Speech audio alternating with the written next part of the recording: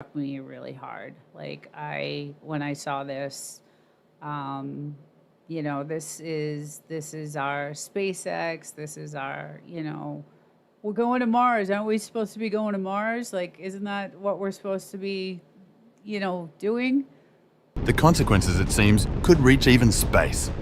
Donald Trump has threatened to stop rocket launches, satellites, and electric car production in a I think there was a launch today or yesterday in Florida. So I hope this doesn't stop.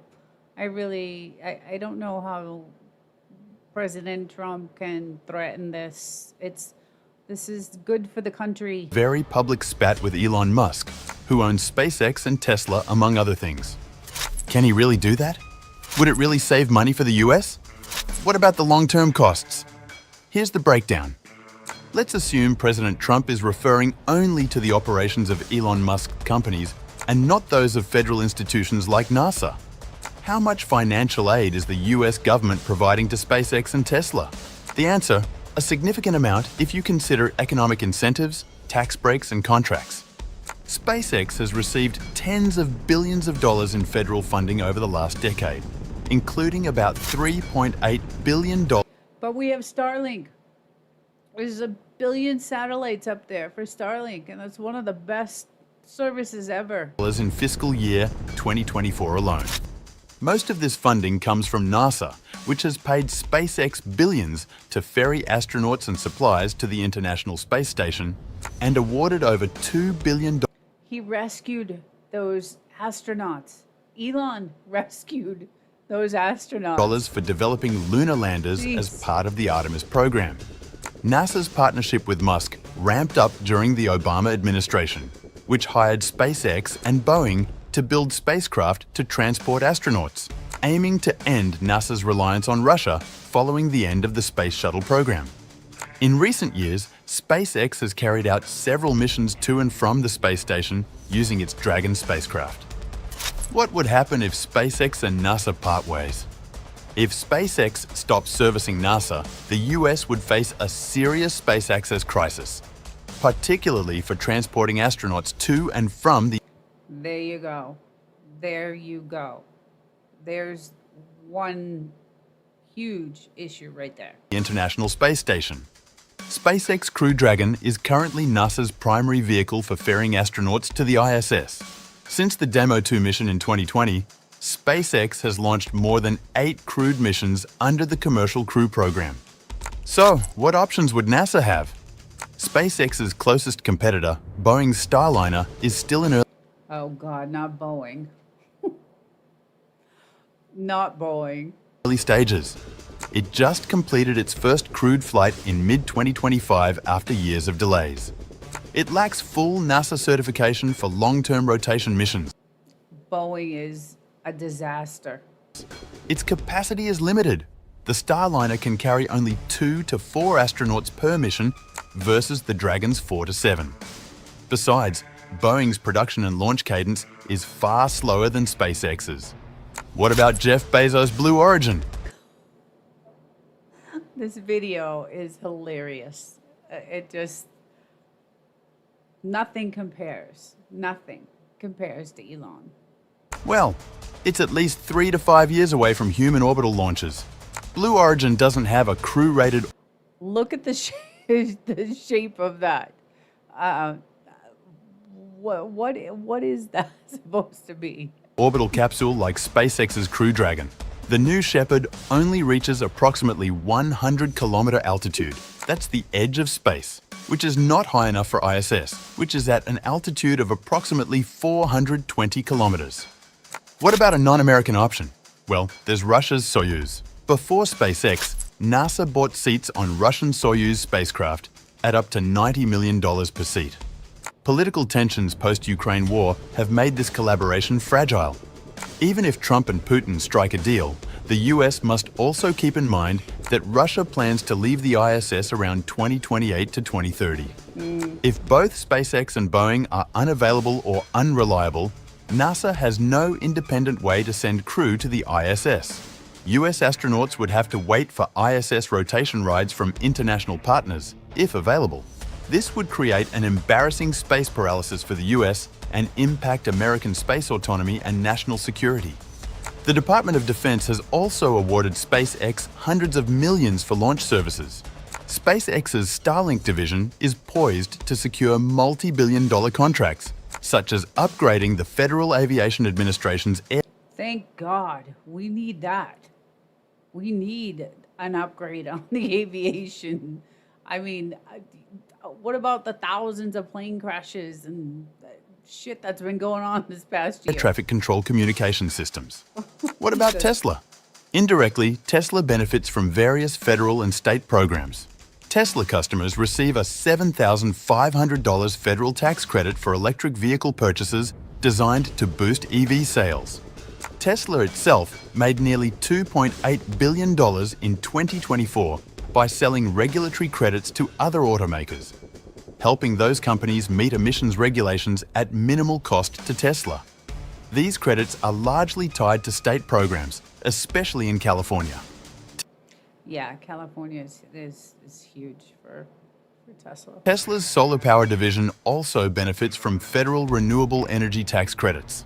The company previously received a $465 million Department of Energy loan to boost electric car production, which it repaid years ago. So what's changed? President Trump's One Big Beautiful Bill aims to reduce or eliminate some EV tax credits and also federal funding for charging infrastructure. This could in turn impact Tesla's incentives and customer benefits, which ultimately could impact its sales too. Musk says these provisions destroy millions of jobs and warns that they damage industries of the future. I'll show you a video coming up because Musk is planning on building a huge manufacturing plant for Tesla in Texas, I believe, and this may affect that. I think it's already started. It's in process, but we'll get to that video. Trump's suggestion that DOGE should investigate the grants, subsidies, and contracts that Tesla and SpaceX get, that would impact profit margins at both these companies. One fallout would be less money for R&D, which is a major blow for any futuristic company. No wonder Elon Musk is fuming. But what about the cost to the US? The US government's investments in space, covering both civil, which is NASA, and defense, that's Space Force, have driven technological leadership, national security, and economic growth. Space assets are critical for communications, intelligence, navigation, and scientific advancement. The global government space budget reached $135 billion in 2024, which sounds like a lot, sure, but given that defense spending accounts for over half that amount, it reflects space's importance as a strategic domain. Reducing federal spending on space could lead to a slowdown in the commercial space sector. This would significantly impact national security and US leadership. And though cutting down on EV spending may not have the same consequences for national security, the US would lose the opportunity to lead a growing global industry while offsetting some environmental concerns.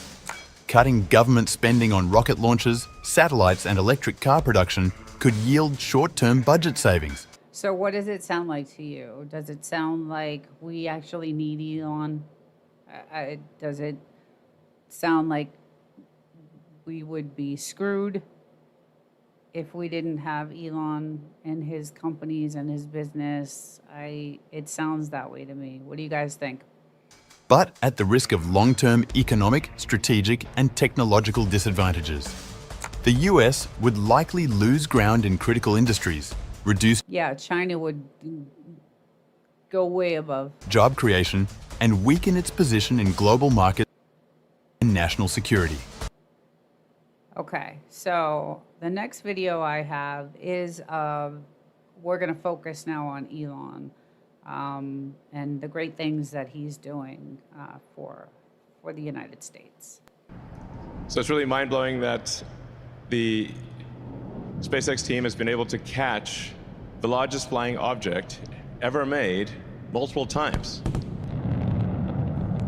And this is truly amazing. When I saw this for the first time, and Trump was talking about this, he was on the phone. He was like, I remember watching Trump on TV, and him saying, I was on the phone talking to someone and I put the phone down to watch this incredible rocket come, get caught by these like chopsticks, he called them. This is amazing stuff. Using a very novel method of catching it out of the air with giant chopsticks. There you go.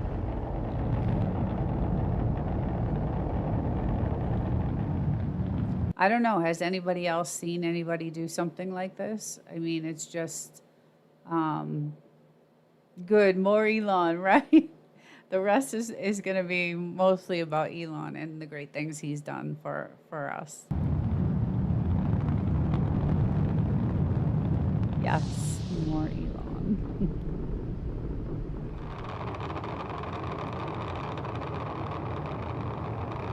Thank you for the information.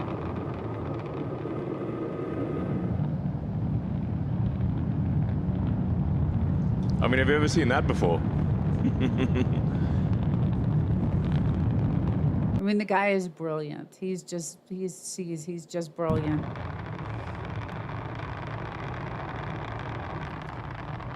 Yes, I have a video of the Falcon 9. I have it. It's coming up. It's a very long video. Thank you so much. Thank you for the tip. Thank you. I do have it. It's coming up in a little bit. It's a long video, but we'll watch some of it. But I did get it. Look at that. I mean, that's just amazing. Yeah, congrats again. That was an incredible achievement.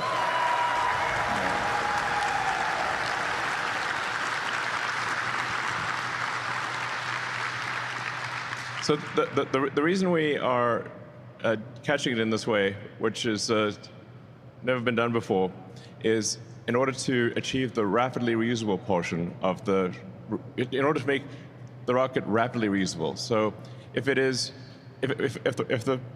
super heavy booster, which is gigantic, it's like 30 feet in diameter, if it were to land with landing legs on a landing pad, we would then have to pick it up, stow the legs, and put it back in the launch pad. And it's quite difficult to transport such a large thing. But if we catch it with the same tower that it's used to put it in the launch mount to begin with, that is the best case outcome for rapid reuse. So it literally gets caught by the same arms that placed it in the launch ring, and then it is placed. I mean, he's even doing this economically. Like, he's reusing, it blows my mind. Back in the launch ring immediately.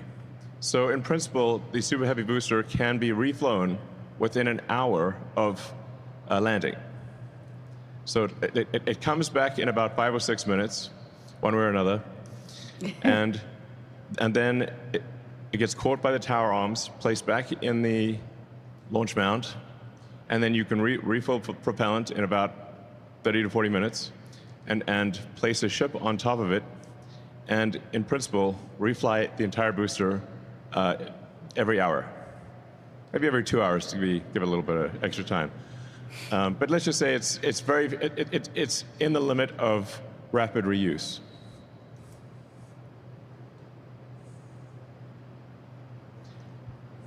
And then the next thing we need to do is catch the ship too. So we haven't done this yet, but we will.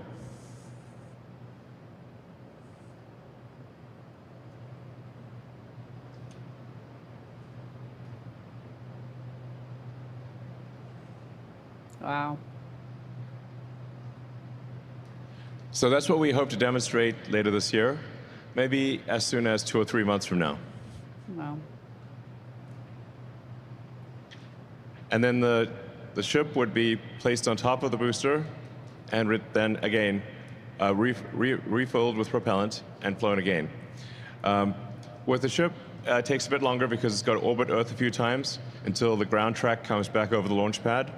But the ship is also intended to be reflown multiple times per day. This is the new Raptor 3, which is an awesome engine. Big hand to the Raptor team for this. This is very exciting. Wow. Is that what we see separate? Um, I think that's what we see separating. The only thing Trump lands is his fat ass. Thank you. I agree. Thank you so much. Yes, I agree. Oh my God.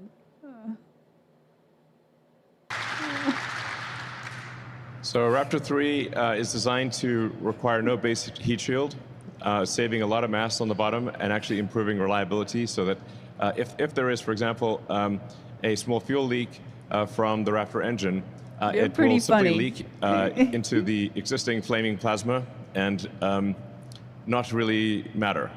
Whereas a fuel leak, when the engines are contained in a box, is a very scary thing indeed.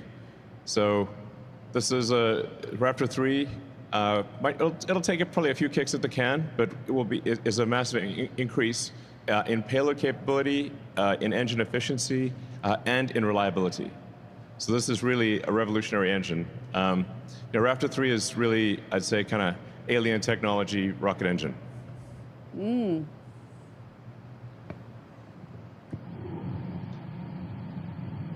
I mean, even industry experts, when we showed a picture of the Raptor 3, said that engine is not complete. So then we said, well, here's the engine not complete, firing at a level of efficiency that has never been achieved before. So.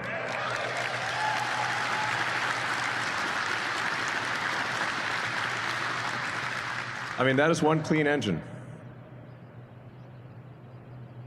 Just amazing. He's really brilliant. Guys like Elon, he's just one of a kind. So in order to make the engine like that, we had to simplify so many parts of the design, incorporate secondary fluid circuits and electronics in the structure of the engine itself. So everything is contained and protected. It is a marvel of engineering, frankly.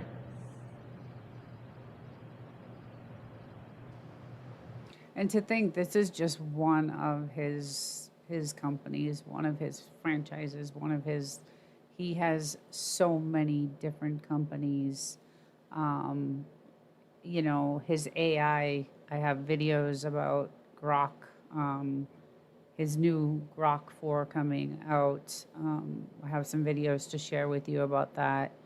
I do have another channel that is an AI channel, and I will be covering some of his new releases of Grok. Then one of the other technologies that's key for Mars is doing orbital propellant transfer. So you can think of this like similar to aerial refueling for airplanes, but in this case, it's orbital refilling of rockets, which has never been done before. But it is, technically feasible. I always feel like these things are a little NSFW, sort of. NSFW. Listen, you got to transfer fluid somehow. This has got to be done. So the two starships would get together, and one starship would transfer fuel and oxygen. And actually, most of the mass is oxygen. It's almost 80% oxygen that gets transferred, a little over 20% fuel. And so once you send a starship to orbit. See if Trump can explain this. Think Trump could explain anything like this? That's full of payload, and then you send up a bunch of other starships up, and you would refill the propellant on that starship. And once the propellant tanks are mostly full, then you can depart for Mars or the moon, or yeah. So Mars. This is an important technology which we should hopefully demonstrate next year. Yeah.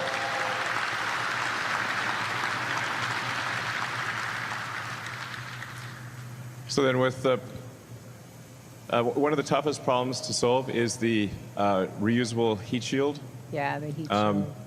So no one has ever developed a truly reusable orbital heat shield. So it's extremely difficult to do so. Even the shuttle's heat shield required several months of refurbishment, basically fixing broken tiles, testing each tile, and because it's an extremely hard problem to be able to withstand the extreme heat and pressure of reentry. The only things that can really withstand this level of heat are advanced sort of ceramics, Right. kind of Imagine a president giving Einstein basically shit or not glass, funding him. alumina, some types of carbon, but very little actually can survive the with reusability without eroding or falling off or cracking, can survive the stresses of reentry. Trump is stupid. So this will be the first time that it's done, that a Thank you reusable for orbital that. heat shield is developed. And it needs to be obviously Very extremely generous. reliable. So this will be something that we'll be working on for a few years, I think, to keep honing.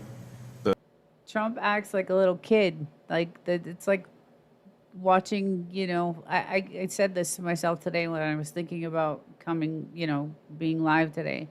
Like he acts like a child. Like I feel like I'm in high school with, the fighting and the name calling and it's just it's silly. It is just childish and silly, and he's the president of the United States. Acting like this is just, I don't know. The heat shield. It is an achievable thing. So we're not trying to do something that isn't achievable. It is within the realm of physics to get this done. Just an extraordinarily difficult thing to get done. And Mars, the Mars atmosphere is carbon dioxide, which at first may seem better, but actually it ends up being worse because when the CO2 turns into a plasma and you've got... Listen to him. I mean, just listen to him. You actually end up with more free oxygen entering on a Mars atmosphere than on Earth atmosphere. So Earth's atmosphere is only around 20% oxygen, and Mars ends up being basically more than double that, maybe triple that, when you consider when the CO2 becomes a plasma, and you get carbon and O2. So that wants to oxidize the heat shield, basically burn the heat shield. So that's why we tested very rigorously in a CO2 atmosphere, because it's got to work not just for Earth but also for Mars. And we want to use the same heat shield for Earth that we use for Mars, because there are many other factors with the heat shield, such as making sure the tiles don't crack or fall off or anything like that. So we want to have the same heat shield structure, same material on Earth as on Mars, so we can test it hundreds of times on Earth before going to Mars, and be confident that when it goes to Mars, it will work. Amazing innovation, this guy. It's just amazing. So this next video is actually of the launch of today. It's a long video, so I'm gonna play that at the end. I want to get into Elon's his new innovation for his Tesla car. It's pretty remarkable. Picture this. While every other automaker is scrambling to catch up to Tesla's 10-year head start in electric vehicles, Elon Musk just Now this just came out today, so dropped a bombshell that could make their competition obsolete overnight. Tesla's latest motor technology breakthrough isn't just an incremental improvement. It's a complete reimagining of electric vehicle efficiency that could extend your driving range by hundreds of miles while slashing manufacturing costs in half. I mean, this guy is brilliant. He's just brilliant. This video was really, really interesting. If you think you understand electric motors, prepare to have your mind blown, because what Tesla just revealed changes everything we thought we knew about electric vehicle propulsion. For over a decade, Tesla has been the undisputed king of electric vehicle efficiency. While traditional automakers were still figuring out how to make electric cars that could drive more than 50 miles, Tesla was already perfecting motors that could propel a Model S over 400 miles on a single charge. But efficiency has always been Tesla's obsession, and their latest innovations prove they're nowhere near finished pushing the boundaries of what's possible. The heart of Tesla's efficiency revolution lies in their motor technology evolution. Most people think all electric motors are basically the same. Just spin some magnets near some copper wire and voila, you've got motion. But the reality is far more complex. And Tesla's approach has always been fundamentally different from everyone else in the industry. Traditional automakers typically use permanent magnet synchronous motors, which rely heavily on rare earth elements like, Which I never knew. Did you guys know that? I had no idea that is, I had no idea. neodymium and dysprosium. These materials are expensive, environmentally problematic to mine, and subject to supply chain disruptions since most of them come from a handful of countries. Right. Tesla initially took a different path with their Model S and Model X using induction motors that contained no rare earth elements at all. Insane. Induction motors work by creating a rotating magnetic field in the stator that induces currents in the rotor, causing it to spin. The beauty of this design is its simplicity and durability. There are no permanent magnets to demagnetize at high temperatures, and the motors can handle extreme conditions without degradation. I know at one time when they first started coming out, he had issues with that, but he's definitely come a long way since then, so. However, induction motors are typically less efficient than permanent magnet motors, especially at lower speeds and partial loads. When Tesla introduced the Model 3, they made a strategic shift to permanently excited synchronous reluctance motors, also known as permanent magnet motors. This wasn't just about following industry trends. It was a calculated decision based on efficiency optimization for their specific use case. The Model 3's mission was to be Tesla's mass market vehicle, which meant maximizing efficiency was crucial for both range and cost considerations. But here's where Tesla's engineering brilliance really shines through. Along with the new motor design, Tesla incorporated silicon carbide power electronics and improved lubrication, cooling, bearings, and gear design. This holistic approach to Now, any of you car people out there that know all this engine stuff, this is probably interesting for you. I'm not really, don't know a lot about engines and cars, but I found this, I found it interesting. Just the innovation that he has and the thought and just, it's just amazing how his mind works. the entire powertrain system allowed them to achieve remarkable efficiency gains that went far beyond what the motor improvements alone could deliver. Silicon carbide represents one of the most significant technological leaps in power electronics. Traditional silicon-based inverters and power controllers.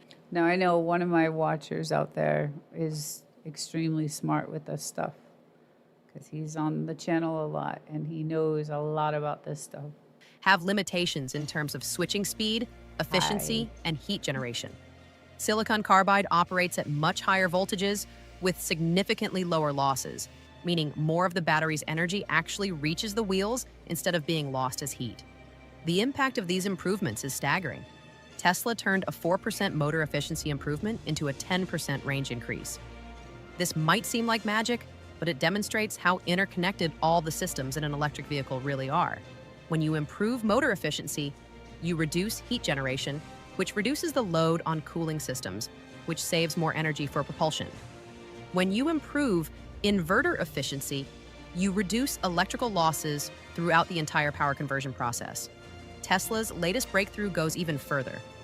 Tesla announced they will create a permanent magnet electric vehicle motor with 0 rare earth elements.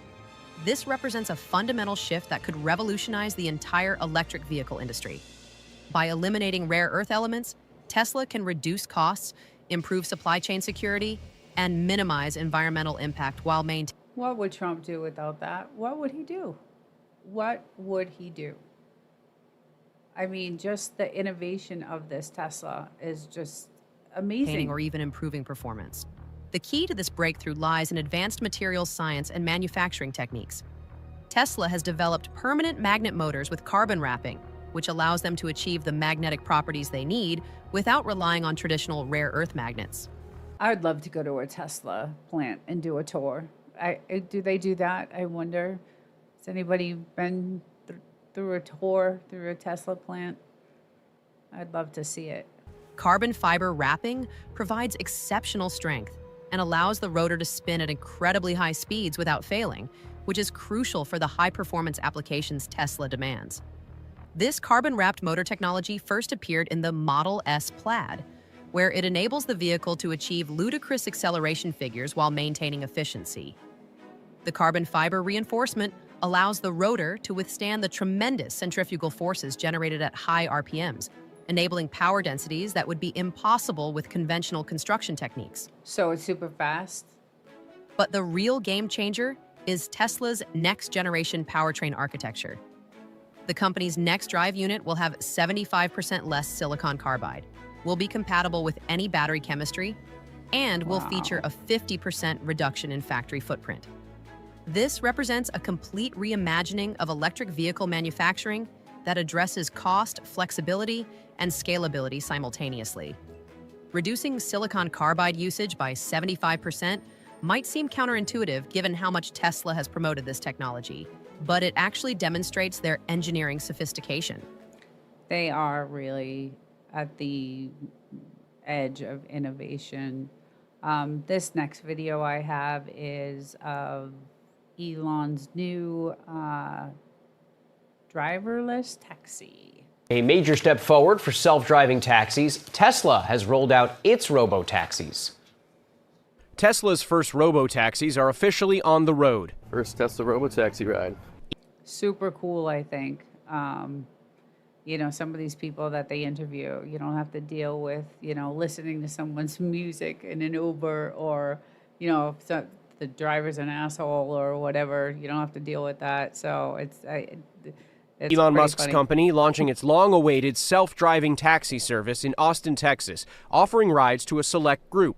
The cost, a flat rate of $4.20 per. It's funny, I was listening to Rogan, and he was actually talking about this.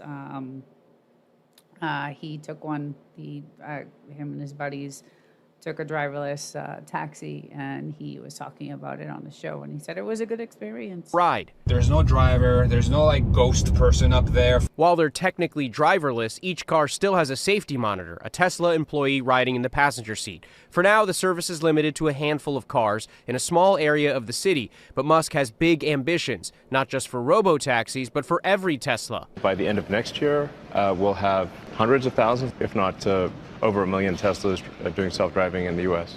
Tesla calling this a precursor to the Cybercab, which the company says will go into production next year. You'll be able to take a ride in the Cybercab. There's no steering wheel or pedals. Driving development of the self-driving software, artificial intelligence, trained by consuming data from millions of Teslas on the road. It's like living millions of lives simultaneously and seeing very unusual situations that a person in their entire lifetime would not see. Musk says the Cybercab and other Teslas could one day be rented out by their owners to make extra money. Tesla taking a first step into a space where other companies are already well. I don't know, would you guys try it? Would you try a driverless taxi? Would you? I think I would try it. Ahead. rather have that. Waymo currently handles 250,000 paid rides a week across multiple cities. Yeah, Waymo is getting a lot of business and attention. And at least 3 other companies are now testing autonomous vehicles. Amazon's autonomous vehicle company Zoox just opened a factory in the San Francisco Bay Area with plans to test its vehicle in Las Vegas this year. Driverless taxis face different regulations. Some states require special permits and human monitoring. A major step forward. Let's get into his new Tesla factory. Elon Musk just dropped a massive announcement, and it could change everything for Tesla's future. A brand new $200 million Tesla mega factory is coming to Texas. This could be the secret weapon behind the long-awaited 2026 Tesla Model 2, the affordable EV millions have been waiting for. But why Texas? Why now? And how is this new factory set to revolutionize the way Tesla builds electric cars, slashing costs, speeding up production, and possibly putting gas-powered vehicles out of business for good? In Trump wouldn't like that, I don't think. this video, we'll break down exactly how this third Texas megafactory is designed to supercharge the launch of the Model 2, why Elon Musk is calling it a turning point for Tesla, and what this means for everyday drivers around the world. You're watching West Tech, where we uncover the real story behind the biggest tech moves. Hit that subscribe button to help us reach 95,579 subscribers, and tap the notification bell so you never miss what mainstream media won't tell you. What if the secret to Tesla's $11,000 car isn't a car factory, but a massive battery plant? All right, That's what this is, I think. It's a huge battery plant. From what I watched earlier, it's incredible. the big picture. Elon Musk is building something massive down in Brookshire, Texas. That's just west of Houston. And the jobs he'll create, I hope. Tesla is taking over a 1.03 million square foot warehouse. Although he has his robots, so maybe that's what he plans on doing. This is a $200 million project focused entirely on energy, not cars this time. Now, why is that important? Because this new site will crank out Tesla's grid-scale battery systems, the Megapacks, at a scale we haven't seen before. Reconstruction has already started in March 2025, and production would be rolling by late 2025 or early 2026. That lines up perfectly with the So it has expected launch started. of the Tesla Model 2. In March 2025, Tesla began pre-clearing the site by removing freight equipment and over 200 doors to prepare for factory upgrades. Electrical and building permits were secured quickly between March and April. From April to July, interior retrofits included floor reinforcement and installing semi-automated production lines. Meanwhile, major power upgrades by CenterPoint Energy and temporary generators are set for April through September to support the factory's huge energy needs. Equipment installation and software testing would run from July to September, aiming for trial production by late summer 2025. So basically, it's going to be a massive plant there. It looks enormous. Want to get into, because we're running out of time here, I want to get into his other business, Twitter. So this video is a little bit further back.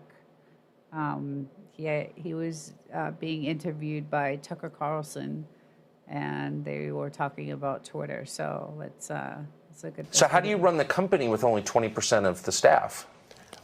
So they're talking about Twitter when he first, I think when he first bought it.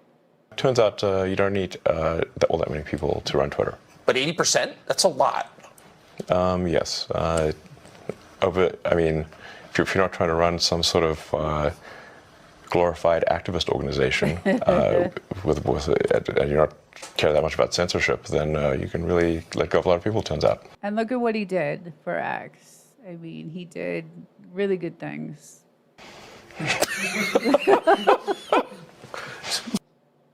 So how do you run the company with only 20% of the staff? Turns out you don't need that many people to run Twitter. But 80%? That's a lot. Yes. If you're not trying to run some sort of glorified activist organization and you're not care that much about censorship, then you can really let go of a lot of people, it turns out. The reaction of Tucker is just is funny. Okay, so more Elon, and this is truly astonishing, this next video of what Elon is involved in. In a new update, Elon Musk's brain implant company Neuralink has revealed the future of human vision. They call it blind sight, and while the idea might resemble something from the fictional world of Star Trek, Neuralink is working hard to bring this technology into real life, and it's happening right now. The company's latest update was broadcast from inside their surgical robot workshop. These are machines that have spent the past year implanting computer chips into real human brains. This is amazing. I've seen some cases, I've seen some videos, and just how he's helping people with brain injuries, and just, it's truly amazing. Neuralink now has 7 human patients living with the implant, 4 with spinal cord injuries, 3 with ALS. All of them are using the Link device independently from home. Amazing. Some are logging more than 100 hours a week, with an average usage of about 50 hours. These aren't test sessions, they are real-world hours, and they are scaling fast. And for the first time, we have a roadmap for what Neuralink plans to accomplish with these human trials. By the end of this year, Neuralink implants will move from the motor control region of the brain to implants that target the speech cortex. This would hopefully allow Neuralink to decode words directly from thoughts in real time. That means instead of using Neuralink to control a keyboard to type things out, they simply go straight from brain to text or AI-assisted computer voice. This will be interesting to see how it plays out, because it's one of the few things that Neuralink can't test with a monkey. They don't have language, so it's going straight to human trials. This is also where the capabilities of Neuralink start to draw some legitimate concern, because at this point, on some level, the computer can essentially read your thoughts. We can't lose Elon. We just can't. We just can't lose Elon. It's pretty freaky. But that's just the warm-up. In 2026, the first blindsight patient receives visual input directly to the brain using 3,000 electrodes and no working eyes required. This is something that Neuralink has already been testing on monkeys for years, and they feel very confident that it's ready for the first human subject. Then in 2027, Neuralink takes it up a notch by adding support for multiple implants in one person, including speech, vision, and motor implants, all working together and pushing the brain-computer connection to 10,000 channels. And then just 1 year later... Yes, so, yes, I live in the Mojave, and thank you for that. Thank you so much. You're very generous. And yes, we can see the SpaceX launch when they launch from California. And there is a video of it on my channel. It's amazing. The shot, the view, you could see everything. I mean, it was just incredible. So if you're interested in that, go check out that video on my channel. We got some really good shots. I have, my husband is just amazing at filming, and he got this just amazing whole launch pretty much, and you can see that on my channel. So did you check it out? You must have, because you're chatting about it. So yeah, go check it out. It's really interesting. It's a great video. And any launch that he does from California, we can see in the Mojave. We have a great spot out there for pretty much everything. It's beautiful out there. The sky at night is gorgeous, and it's really a great spot to live in. So, but yes, I do have a video if you wanted to go check that out of the launch. I do have a video tonight that I was going to share of the launch that happened, but that one was in Florida. But I seem to have too many videos to cover tonight. So I don't know if I'll get to that yet, but go check out that video. It's such a cool video. Later in 2028, they are aiming to connect over 25,000 electrodes, allowing for full brain access and making the first step toward direct AI integration with the human body and mind. So that's a lot of crazy stuff to accomplish in just 3 years, and some of this is pretty wild. Out the video. But the standout of the list has to be blindsight. Not only because we're talking about literally curing blindness or straight up providing vision to people who don't have eyes, this is all set to begin just a few months from now. So here's what that looks like. Blindsight requires two new pieces of hardware. The first is a pair of camera-equipped glasses, essentially the same thing that we've already seen in those Meta Ray-Bans. So users won't actually look like Commander Geordi LaForge from Star Trek, which is probably better for them. The whole point of this is to help people with disabilities live a normal life, not look like a space alien. Those camera glasses connect wirelessly with a smartphone, which is going to translate the digital image into input signals, which then get sent via Bluetooth into the Neuralink implant. That's crazy. Just crazy. It's just amazing. This is a new chip. Neuralink calls it S2, designed for stimulation of the brain. Every other Neuralink that has been implanted in a human has been an output device. It reads the electrical signals from the brain and sends that information to a computer. Yep. The S2 will take computer information and convert it into electrical signals that get delivered into the brain tissue, essentially thousands of microelectric shocks that stimulate the neurons into action. To accomplish this, S2 is bigger and more powerful than the standard N1 implant. It sounds like kind of an AI, right? Like he's just so amazing. The innovation that he has is just ridiculous. The next video I wanted to show you is of his Grok 3.5 paired with Gemini. Now, I believe he has this on X.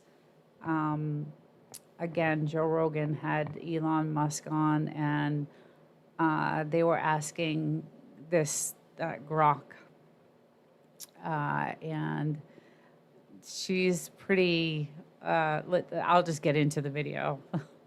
Okay, you glutton for punishment. You're uglier than a baboon's ass, and your personality's so shitty it makes a porta potty smell like a rose garden. You couldn't find your own dick with a map and a flashlight, and your mom regrets the day she didn't. So on Rogan, they were asking this AI a bunch of different things, and this is how she answers. This is how it was programmed. Swallow. How's that for vulgar? Still standing, or should I keep shredding? Jesus, you're relentless. Your face looks like someone tried to put out a forest fire with a shovel, and your brain's so small, it's a wonder you can even breathe without a manual. You smell like a dumpster behind a fish market, and your existence is proof that evolution can take a wrong turn. Still want more, or are you finally tapping out? So that's one of his, that's actually Grok 3.5 with Gemini. They paired them both, so that was pretty interesting.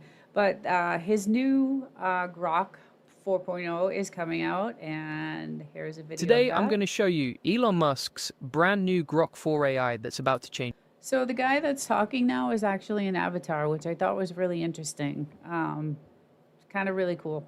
Everything. This thing is absolutely insane. It's coming out right after July 4th, and it's... So July 4th is, Friday, so Grok will be coming out with 4.0. Going to be free. I'm talking about coding features that will blow your mind. Built-in code editor, real-time everything, and it's designed to crush ChatGPT. I actually do have Grok. I installed it on my desktop, and I believe it's the 3.5 version, which they're pulling and they're replacing with the 4.0. So, but I love Grok. I use it all the time. I have a few different AIs that I use. ChatGPT, which is shitty right now, I think. Not really crazy about it. And then I have Gemini, which I like. And then I have Grok. And then I have Anthropic, which I like. But I'm dying to see this 4.0, this Grok 4.0. This is huge. This is revolutionary. And you need to see this right now. Hey, if we haven't met already, I'm the digital avatar of Julian Goldie, CEO of SEO agency. All right, let's forward through some of this here. Let's go to this here. But before I get into this, Julian Goldie reads every comment, so make sure you comment below and let me know what you think about this. Now here's what happened. 2 days ago, Elon posted on X. He said his team has been grinding all night, working on Grok, making huge progress. And then he dropped this bomb. The next version isn't going to be Grok 3.5 like everyone thought. It's going straight to Maybe Grok it's 4, 3.0 and it's that coming I have, right yeah. after July 4th. But here's the crazy part. This isn't just another AI update. This thing is built to destroy the competition. I'm talking about ChatGPT, Claude, Gemini, all. So those are the three I have. I have the Chat, the Claude, the Opus, and then the Gemini. So, and then I have Grok. Of them, and the best part, it's going to be free. Now let me tell you why this matters. Now I have to pay for Anthropic, which is the Claude Opus 4, and I have to pay for ChatGPT.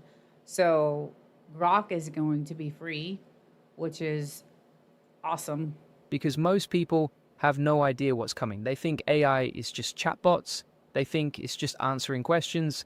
But Grok 4 is something completely different. First, let's talk about the code. Oh, I'm sure. If Elon's creating it, I'm sure it's going to be one of the most amazing things. Coding features, because this is where things get insane. Elon said they need one more big run for a specialized coding model. What does that mean? It means Grok 4 is getting a coding brain that's built from the ground up. But wait, there's more. They're building a native code editor right into Grok. Think VS Code, but powered by AI. You can write code, debug code, run code, all inside Grok. You can literally talk to it and ask it to modify the code or debug problems. It's like having a coding expert sitting right next to you 24/7. And here's something nobody's talking about. Yes. The timing.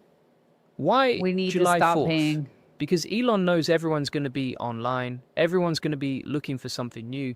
And he's going to drop the most powerful need to AI the stop world has paying ever seen. for chat. But let me tell you what's really happening behind the scenes. Because this isn't just ChatGPT. about coding. Elon is mad, really mad, at the current state of AI. I He said will Grok was cancel. parroting legacy media, give him wrong answers, and he's had I will enough. cancel So it as what did he soon. do? He's completely rewriting the entire Actually, I corpus don't of even human have to knowledge wait. that Grok Grok is uses. coming out. Think about that for a second.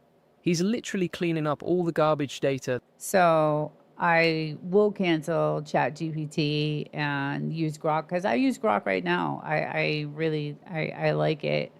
I don't have to wait for I mean, it's Friday anyway when Grok 4.0 comes out, and by the sounds of it, it's going to be the most amazing AI out there. And I probably will cancel the Anthropic too, the Claude Opus 4, because Grok will be able to do everything. So, and it's free. So go get it. that makes AI give bad Download answers. it. He's removing fake news, removing bias, removing all the junk that makes AI. See, that's another thing I read about his previous versions of AI is that there was so much shit that was in X, and the AI wasn't picking up, the true information, and so he had to stop it and then reinvent and correct it, and this will be Grok 4. AI stupid and replacing it with real, accurate information. This is huge because every other AI is built on messy data, bad Right. data, biased data. Right. But Grok 4 is being built on clean, accurate, real information. And here's where it gets even better. Because ChatGPT is so shitty, it's so stupid, it's irritating sometimes. Sometimes I say, what the hell is wrong with you? I mean, I know more, it's not good. It pisses me off sometimes. So this is good news. Grok 4 is being trained on xAI's Colossus supercomputer. This thing has over 200,000 GPUs. That's more computing power than most countries have. Grok 3 was already trained with 10 times more computing power than its predecessor. And Grok 4 is getting even more. This thing is going to be a monster. But let's talk about what this means for regular people, because this isn't just for tech nerds. Remember when ChatGPT came out and everyone lost their minds? Well, Grok 4 is going to make ChatGPT look like a toy. Here's why. ChatGPT can't access real-time information easily. It can't see what's happening right now on social media. It can't understand current events as they happen. But Good Grok for 4 is Elon. built into X. It knows everything happening right now. Every tweet, every trend. That's the great thing about Grok 4 is it's linked to X in real time. Every breaking news story in real time. So when you ask it a question about what's happening today, It doesn't give you old information. It gives you what's happening. Right. It doesn't forget. You'll ask ChatGPT, hey, can you do this for me? And then, 2 minutes later or whatever, you'll say, and can you add this? And it'll be like, add it to what? It doesn't remember. Right now. And the reasoning capabilities, insane. They're calling it first principle reasoning. Instead of just pattern matching like other AIs, Grok 4 actually thinks through problems from the ground up. What does that mean? It means better answers, more accurate answers, answers that actually make sense. But here's what most people don't understand. This isn't just about having a better chatbot. This is about having a tool that can actually help you make money. Think about it. If you're running a business, you need accurate information fast. You need to know what's trending, what people are talking about, what problems they have. With Grok 4, you can get all of that in real time and then use that information to create content, build products. I'm really looking forward to Grok 4. It's definitely, it will help absolutely for creators and YouTubers, and it's definitely a good Find opportunities, and if you're into coding, game over. You're going to have the most powerful coding assistant ever built right in your browser for free. But wait, I said free. Let me explain that because it's not completely free forever. Right now, Grok 3 is free until their servers melt. That's literally what Elon said. And Grok 4 will likely follow the same pattern. But even when it's not free, it's going to be way more affordable than you think. Right. Because it comes with your X Premium subscription, which is already cheaper than most AI tools. And here's something crazy. X just doubled their Premium Plus price because Grok 3 was so popular. They went from $22 a month to $40 a month. Why? Because people are willing to pay for this level of AI. But even at $40, that's still cheaper than most professional AI tools. And you get access to the most powerful AI on the planet. Now let me tell you why this is different from everything else out there. First, the speed. Who is going to go out? I hope you all go out and get Grok 4 and just do away with everything else, because I'm paying a fortune for ChatGPT. I'm paying a fortune for Anthropic Claude Opus 4. It's just Gemini. I mean, it's just a fortune, and you can get it all right there, linked to your X, in your subscription. I mean, it's great. Other AIs are slow. You ask a question and wait and wait. But Grok 4 is built for speed. Real-time responses, no waiting around. Second, the accuracy. Other AIs hallucinate, they make stuff up. But Grok 4 is trained on clean data. It's designed to tell the truth, even when that truth is politically incorrect. Third, the integration. Other AIs exist in isolation, but Grok 4 is built into the biggest social media platform in the world. It understands context. It understands what people actually care about. And fourth, the personality. Other AIs are boring, corporate, fake nice, but Grok has humor. As you can see, I just played the video for you before this one, and there was a lot of humor in that video of Elon Musk's Grok. It has attitude. It actually feels like talking to a real person. But here's what really matters. The competitive advantage. While everyone else is still trying to figure out ChatGPT, you're going to have access to something 10 times more powerful, something that can actually help you build a business, make money, get ahead. And the coding features, they're going to be insane. Imagine having a coding partner that never gets tired, never makes mistakes, never judges you for asking basic questions. You can literally describe what you want to build, and it will write the code for you, then test it, debug it, improve it, all automatically. This is going to democratize coding. People who couldn't code before will be able to build apps, websites, tools, whatever they want. And for people who already code, you're going to be 10 times fast. So I do a little VBA coding, and I love doing that coding. That's a lot of fun. But I'm sure, if you have a little bit of experience coding, even if it's VBA, I'm sure this is going to be not difficult to use. 10 times more productive, because you'll have an AI that actually understands code at a deep level. But let me tell you about the timing again, because this is crucial.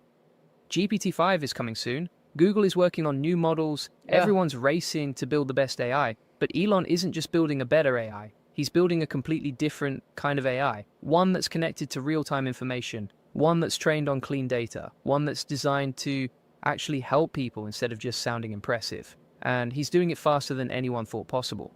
XAI was only founded in 2023, And they're already competing with companies that have been doing this for 10 years.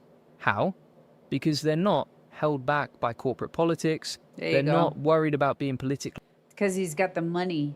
correct. They're just focused on building the best AI possible, and the results speak for themselves.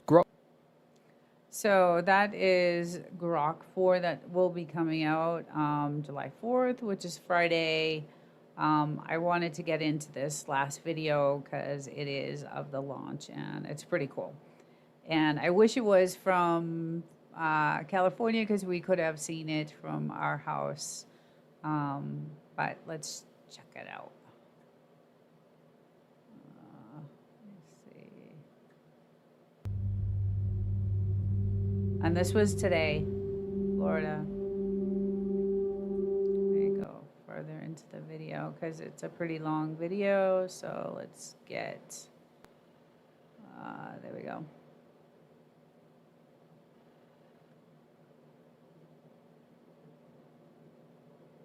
So we're playing, there we go. So this is at Cape Canaveral, their launch today of Starlink SpaceX. It was successful.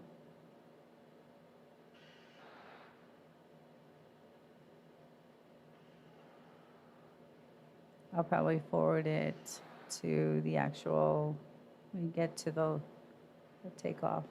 Let me forward it a little bit here. Okay, here we go. 22, 21, 20, 19. 15 seconds. I love watching these things, especially from my house. 10, 9, 8, 7, 6, 5, 4, 3, 2, 1. Ignition and liftoff. Go SpaceX, go Starlink. Go SpaceX, go Starlink.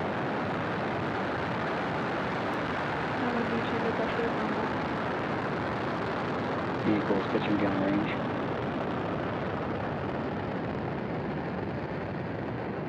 Pretty cool.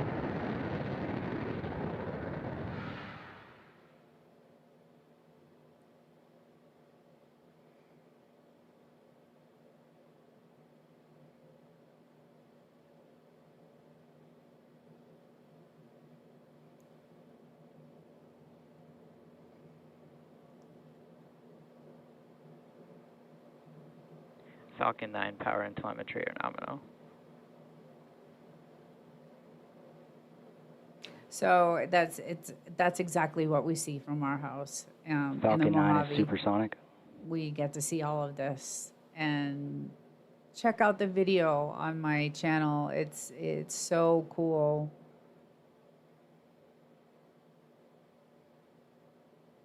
Max Q. It's like a zigzag. It's just really cool.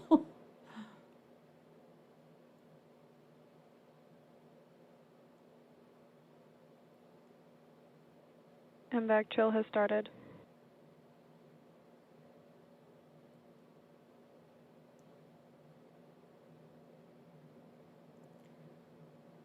So that was today's launch at Cape Canaveral, and yay, Elon, happy for you. I know the last launch was not so good, but most of them are amazing. So can't wait for your next one in California so that we can see it. So that's it for tonight's live show. I will be back again. I will probably be scheduling something over the weekend. I know it's a holiday weekend this weekend, so I hope to get something on this weekend and talk to you guys again soon. Happy Hey, Nancy, 4th of cut July, off. everyone. Stay